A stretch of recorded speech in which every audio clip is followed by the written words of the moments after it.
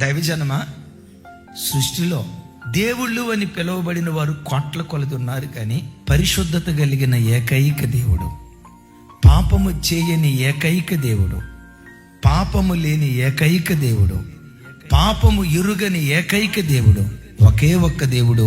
ఆయనే మన ఆరాధ్య దైవం, ప్రభు అయిన యేసుక్రీస్తు. ఆయన ఎంత పరిశుద్ధుడో మీకు అర్థం అవటానికి చెప్తాను. అత్యున్నత సింహాసనమందు దేవుడు ఆసీనుడై ఉన్నారు. దేవుని ఆరాధించడానికి దేవుని చుట్టూతో ఎవరున్నారు? దేవదూతలు ఉన్నారు. మిమ్మల్ని అడుగుతా, దేవదూతలు ఎవరో తెలుసా? సంపూర్ణ సౌందర్యం కలిగిన వాళ్ళు. అందం అంటే దేవదూతలదే.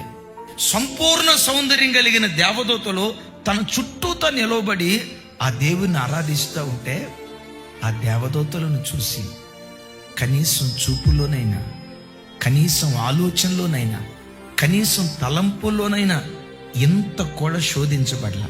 బైబిల్ ఏమేమి రాసిందో తెలుసా? పరిశుద్ధుల సభలో ఆయన భీకరుడు. చుట్టూతా ఉన్న కోటాను కోట్ల దేవదూతలు ఆయన చూసి ఏమంటున్నాయో తెలుసా? సైన్యములకు అధిపతికి యెహోవా పరిశుద్ధుడు. ఎందుకు ఆ దేవదూతలు ఆ దేవుడిని అంత కొనియాడాయి? కారణం ఆయన స్వభావం. ఏంటి ఆయన స్వభావం? పరిశుద్ధత. సరే, మీరు అనొచ్చు, ఏమంటే దేవుడు అండి పరలోకంలో ఉన్నాడు, అదే దేవుడే గనక భూలోకంలోకి వస్తే మనలాంటి శరీరం ధరిస్తే అప్పుడు నిలవబడితే మేము ఒప్పుకుంటాం, మేము కూడా పరలోకంలో ఉంటే అట్టాగే ఉంటామండి అని అంటారా? 2000 సంవత్సరాల క్రితం నీవు ఆరాధించే యేసుక్రీస్తు పాప శరీరాకారంతో లోకంలోకి రాలేదా? నీకున్న కళ్ళే ఆయనకు లేవా? నీకున్న చేతులే ఆయనకు లేవా? లోకాన్ని చూసినప్పుడు స్పందించే శరీరం ఆయనకు లేదా?